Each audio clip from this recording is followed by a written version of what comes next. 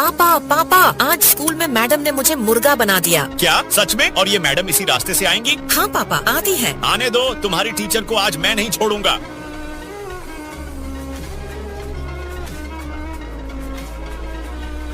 पापा वो देखो, उसी गाड़ी में मेरी टीचर बैठकर आ रही है। ठीक है, अब देखो तुम्हारी टीचर के साथ क्या होता है, और उसे देखने से पहले। बेटा, मुझे देखकर अनदेखा मत करना। अगर परीक्षा में पास होना चाहते हो तो इस वीडियो को एक लाइक करके और चैनल को सब्सक्राइब कर देना है। 5 सच्चे दोस्तों के साथ शेयर करना है और कमेंट में माँ सरस्वती लिखना मत भूलना। पापा, आपने तो टीचर का कचुम्बर बना दिया।